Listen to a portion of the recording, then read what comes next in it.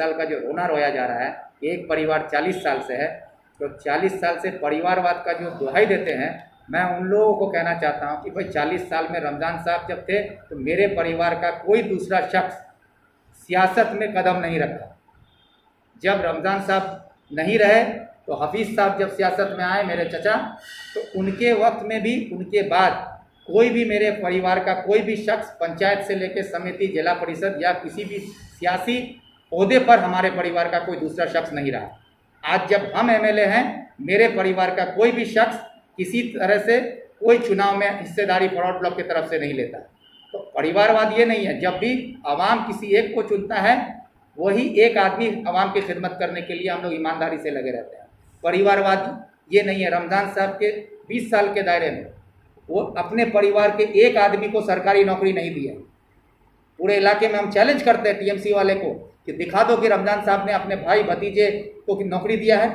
हफीज़ साहब जब एमएलए रहे, मंत्री रहे बंगाल के, हफीज़ साहब ने अपने दौर में किसी अपने परिवार के एक आदमी को भी नौकरी दिया हो?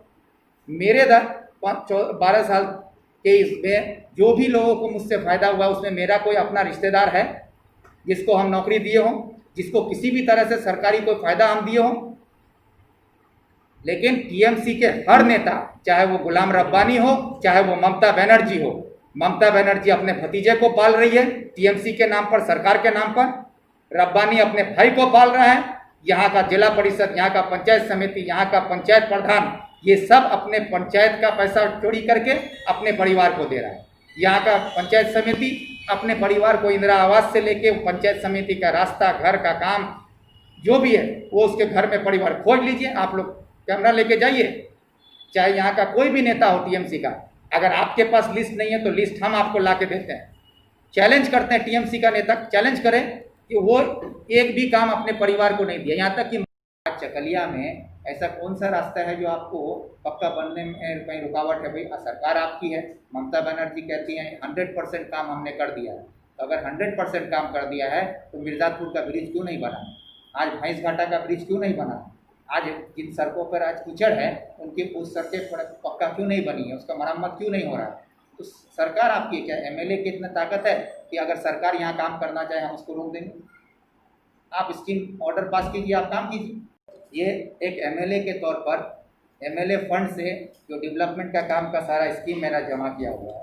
अब ये हम एक ही स्कीम दिखाते हैं, मिर्ज़ापुर ब्रिज को लेके जो सियासत, गंदी सियासत ये लोग कर रहे हैं, इसको आप लोगों को हम बताते हैं कि 18/12/2019, ये देखो 18/12/2019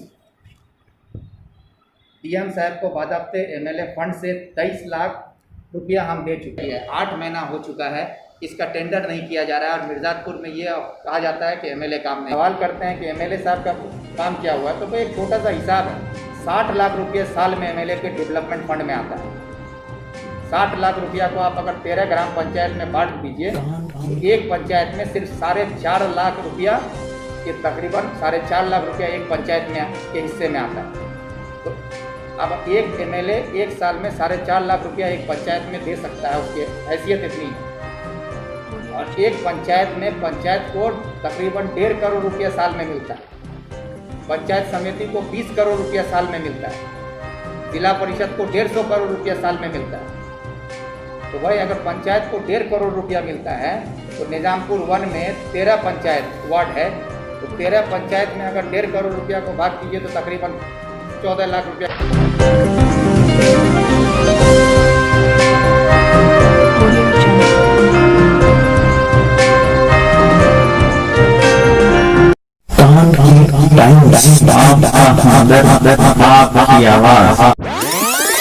अस्सलामुअलैकुम, नमस्कार, आदाब, सत श्री अकाल दोस्तों। मैं जमीर अनवर जिलानी कानपुर टाइम्स की तरफ से, और हमारे साथ एक ख़ास मेहमान जो यहाँ के जो एमएलए हैं चाकलिया ब्लॉक के, अली इमरान रंज साहब हैं, तो उनसे चंद सवाल करते हैं।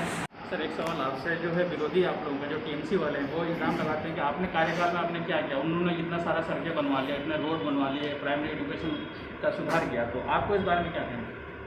देखिए, टीएमसी के तरफ से जो ये सवाल आता है कि मैंने अपने एमएलए के दौरान में क्या काम किया, तो भाई 10 साल तो टीएमसी की हुकूमत है।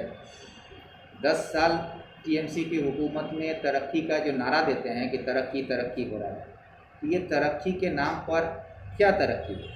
आज वामफ्रंट के वक्त में जितने लोगों को प्राइमरी हाई स्कूल में नौकरियां मिली है उन लोगों को कभी पैसे दे के नौकरी नहीं मिली। लेकिन आज टीएमसी के दौर में टेट का एग्ज़ाम होता है, क्वेश्चन पेपर बेचने का काम होता है। कहाँ होता है? ग्वालपोखर में मंत्री के इलाके में क्वेश्चन पेपर बेचा जाता है। हाँ, इसको तरक्की कहते हैं। टेट के नाम पर आज 10 लाख रुपया लूटा जाता है हमारे इलाके के लोगों से, इसको तरक्की कहते हैं। मंत्री के घर पर जाके 105 नौजवान जो उर्दू मीडियम से टेट क्वालिफाई कर चुके हैं, क्वालिफाइंग लिस्ट में उनका नाम है, उनको ज्वाइन नहीं कराया जा रहा है। हाई कोर्ट उनके हक में राय दे चुका है, उसके बाद भी उन लोगों से 8 लाख 10 लाख रुपया करके लेके आज तक उनका ज्वाइनिंग नहीं करा के दे पाई है सरकार में। और मंत्री गुलाम रब्बानी के घर में जाके 105 स्टूडेंट को धरना देना पड़ता है कि मेरा पैसा वापस करो या मेरी नौकरी दो, ये नारा लगता है उनके घर पर। इसको तरक्की कहते हैं? ये तरक्की हो रही है। तरक्की के नाम पर आप कहते हैं सड़क, बिजली, पानी का इंतजाम। आज चकलिया में ऐसा कौन सा रास्ता है जो आपको पक्का बनने में कहीं रुकावट है? भाई सरकार आपकी है, ममता बनर्जी कहती हैं 100% काम हमने कर दिया है। तो अगर 100% काम कर दिया है तो मिर्ज़ापुर का ब्रिज क्यों नहीं बना? आज भैंस घाटा का ब्रिज क्यों नहीं बना? आज जिन सड़कों पर आज कीचड़ है उनकी उस सड़कें पक्का क्यों नहीं बनी है? उसका मरम्मत क्यों नहीं हो रहा है? तो सरकार आपकी क्या? एमएलए की इतना ताकत है कि अगर सरकार यहाँ काम करना चाहे हम उसको रोक देंगे? आप स्कीम ऑर्डर पास कीजिए, आप काम कीजिए, हम तो उसको रोकने नहीं जा रहे। काम आपका है। आप मुझसे पूछते हैं कि क्या काम करते हो, तो हम आपको एक मिसाल दिखाते हैं। अभी इसी पर कागज़ भी मेरे पास है। ये एक एमएलए के तौर पर एमएलए फंड से जो डेवलपमेंट का काम का सारा स्कीम मेरा जमा किया हुआ है। अब ये हम एक ही स्कीम दिखाते हैं, मिर्ज़ापुर ब्रिज को लेके जो सियासत, गंदी सियासत ये लोग कर रहे हैं, इसको आप लोगों को हम बताते हैं कि 18/12/2019, ये देखो 18/12/2019 डीएम साहब को बाज़ाब्ते एमएलए फंड से 23 लाख रुपया हम दे चुके। और विद्यानंदपुर अंचल में भैंस घाटा ब्रिज, उसके लिए 34 लाख रुपया हम दे चुके। ये हुए 18/12 यानी कि दिसंबर के महीने में ये दिया गया है। 8 महीना हो चुका है, इसका टेंडर नहीं किया जा रहा है। और मिर्ज़ापुर में ये कहा जाता है कि एमएलए काम नहीं करता है। भाई 8 महीने से आपको पैसा दिया हुआ है, एमएलए फंड का पैसा डीएम के पास पड़ा हुआ है, इसको काम नहीं करके आप लोगों में अफवाह फैला रहे हैं। और जिला परिषद कहता है कि एमएलए काम नहीं करता। वो एमएलए का काम है आपको एमएलए फंड से पैसा देना, वो पैसा मैंने दे चुका। उसके बाद भी अगर काम नहीं कर रहे तो काम करेगा कौन? जिला परिषद में डीएम बैठा हुआ है, वो किसका है? टीएमसी का। पंचायत समिति किसका है? टीएमसी का। हम तो पैसा दे सकते हैं जो मेरे फंड में है, वो मैंने कर दिया, मेरा काम हम कर चुके हैं। आप अपना काम नहीं कर रहे, आवाम परेशान है, उसकी जिम्मेदारी कौन होगा? ये हालत है इन लोगों का। अरे आप सवाल करते हैं कि एमएलए साहब का काम क्या हुआ, तो भाई एक छोटा सा हिसाब है। 60 लाख रुपये साल में एमएलए के डेवलपमेंट फंड में आता है। 60 लाख रुपया को आप अगर 13 ग्राम पंचायत में बांट दीजिए तो एक पंचायत में सिर्फ 4.5 लाख रुपया के तकरीबन 4.5 लाख रुपया एक पंचायत में के हिस्से में आता है। तो अब एक एमएलए एक साल में 4.5 लाख रुपया एक पंचायत में दे सकता है, उसकी हैसियत इतनी है। और एक पंचायत में पंचायत को तकरीबन 1.5 करोड़ रुपया साल में मिलता है, पंचायत समिति को 20 करोड़ रुपया साल में मिलता है, जिला परिषद को 150 करोड़ रुपया साल में मिलता है। तो भाई अगर पंचायत को 1.5 करोड़ रुपया मिलता है तो निजामपुर 1 में 13 पंचायत वार्ड है, तो 13 पंचायत में अगर 1.5 करोड़ रुपया को भाग कीजिए तो तकरीबन 14 लाख रुपया के आसपास एक पंचायत में जाए, वार्ड में जाएगा। तो जवाब दे 14 लाख रुपया किस वार्ड में खर्चा किया है? पंचायत समिति को 20 करोड़ रुपया साल में मिलता है। तीनों मूल वाले बताएं कि 20 करोड़ रुपया पूरे ब्लॉक में कहाँ खर्च किया है, किस अंचल में खर्च किया है। एक एक अंचल के लिए उसके पास 1.5 करोड़ रुपया आता है, किस अंचल में खर्च किया है। जिला परिषद को 150 करोड़ रुपया साल में आता है, वो 150 करोड़ रुपया 9 ब्लॉक में बांट के देखे तो कितना रुपया कहाँ गया है, उसका हिसाब नहीं देंगे। और एमएलए का 4.5 लाख रुपया का हिसाब मांगते हैं कि आप 4.5 लाख रुपया कहाँ खर्च किया। अगर 4.5 लाख रुपया हमको एक अंचल में मिलता है तो हम 23 लाख रुपया सिर्फ निजामपुर 1 को दे रहे हैं, मिर्ज़ापुर 34 लाख रुपया हम विद्यानंदपुर अंचल को दे रहे हैं, जहाँ हमको 4.5 लाख रुपया मिलता है। उसी तरह हम हर अंचल में मेरा स्कीम जमा है, कहीं पर 1.5 लाख है, कहीं पर हम कानकी अंचल में एक रास्ता के लिए 1.5 लाख रुपया दे के रखे हैं, कहीं पर कुछ पैसा है उसको अलग करके हम ट्रांसफ़र करके 3,19,000 रुपया दे के रखे हैं। तो बांटा हुआ है भाई, पैसा जहाँ है सब कुछ दे के रखे हैं, कहीं पर कुछ है कहीं पर कुछ करके रखे हैं। मेरा जो है काम हम कर, और इसके साथ जो काम रोक के रख के लोगों के सामने बदनाम करने की जो साजिश है, ये टीएमसी सरकार की नीचता, उनके गिरे हुएपन को जाहिर करता है कि जो सरकार एक जनता के चुने हुए प्रतिनिधि की इज्जत नहीं करती है। यहाँ पर जो लोग तृणमूल करते हैं वो भी इस इलाके में उनका भी एमएलए मैं हूँ।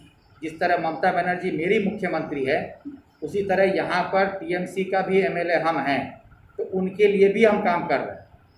लेकिन अगर काम करने सरकार नहीं देती है तो ये सरकार की जो है बेवकूफ़ी कहिए या उसकी जाहिलियत कहिए या उसका हरदर्मी कहिए, ये सरकार की जिम्मेदारी है।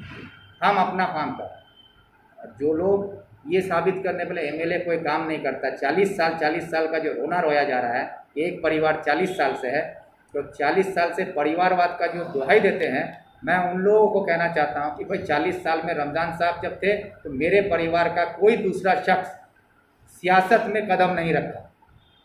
जब रमज़ान साहब नहीं रहे तो हफीज़ साहब जब सियासत में आए, मेरे चचा, तो उनके वक्त में भी, उनके बाद कोई भी मेरे परिवार का कोई भी शख्स पंचायत से लेकर समिति, जिला परिषद या किसी भी सियासी ओहदे पर हमारे परिवार का कोई दूसरा शख्स नहीं रहा।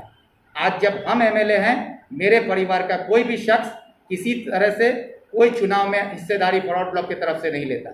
तो परिवारवाद ये नहीं है। जब भी आवाम किसी एक को चुनता है, वही एक आदमी आवाम की खिदमत करने के लिए हम लोग ईमानदारी से लगे रहते हैं। परिवारवाद ये नहीं है। रमज़ान साहब के 20 साल के दायरे में वो अपने परिवार के एक आदमी को सरकारी नौकरी नहीं दी है।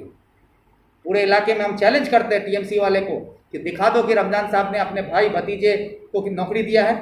हफीज़ साहब जब एमएलए रहे, मंत्री रहे बंगाल के, हफीज़ साहब ने अपने दौर में किसी अपने परिवार के एक आदमी को भी नौकरी दिया हो?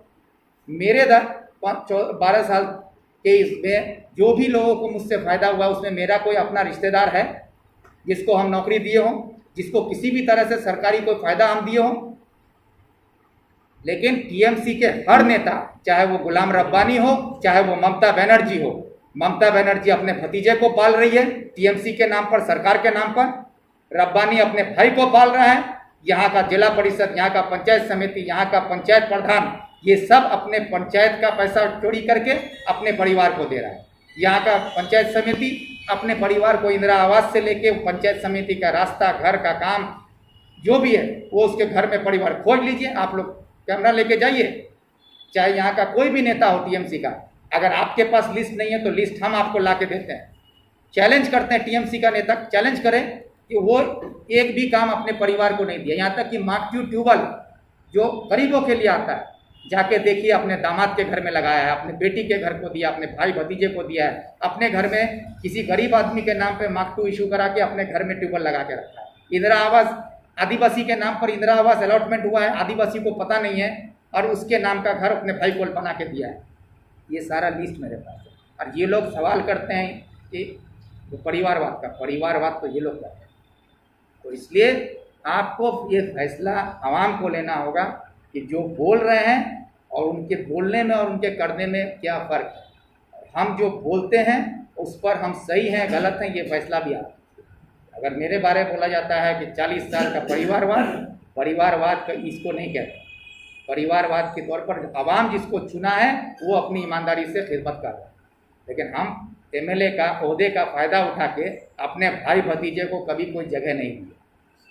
लेकिन जो काम टीएमसी के तरफ से हो रहा है, आज एक भी नेता ये नहीं कह सकता है कि हम अपने परिवारों को या अपने लोगों को हम फ़ायदा नहीं पहुँचे, उनके रिश्तेदारों को फ़ायदा पहुँचे। आज गुलाम रब्बानी का भांजा यहाँ पर ब्लॉक में नौकरी कर रहा है। कैसे कर रहा है भाई? उसके बारे में छानबीन कीजिए। उसका जो क्वालिफाइंग लिस्ट है उसमें उसका नाम नहीं, लेकिन उसको गैर कानूनी तरीके से यहाँ पर ज्वाइन करा करता है। तो ये सारी चीज़ें हैं। तो सच सच है, झूठ झूठ है। फ़र्क सिर्फ इतना है कि 100 लोग एक साथ खड़े होकर झूठ को सच बनाने के लिए चीख रहे हैं, और हम अकेले एक तरफ खड़े होकर हम सच को सामने ला। इसलिए मेरी आवाज़ को दबाने में कहीं ना कहीं ये लोग कामयाब हो जा रहे हैं। लेकिन आवाम पर भरोसा है, आवाम सच को परखेगी और सच के साथ हम हैं, और आवाम भी सच के साथ रहेगी, यही उम्मीद रखते हैं। तो इसी के साथ हम अपना सफ़र समाप्त करते हैं। और सर को जो है बहुत बहुत धन्यवाद कि सर ने हमारे लिए इतना ज़्यादा टाइम निकाला, और निश्चय इस इंटरव्यू से लोगों का जो है नज़रिया चेंज होगा। तो इसी उम्मीद के साथ हम लोग यहीं पे अपना सफ़र खत्म करते हैं। थैंक यू, शुक्रिया, धन्यवाद। टाइम्स आपकी आवाज़।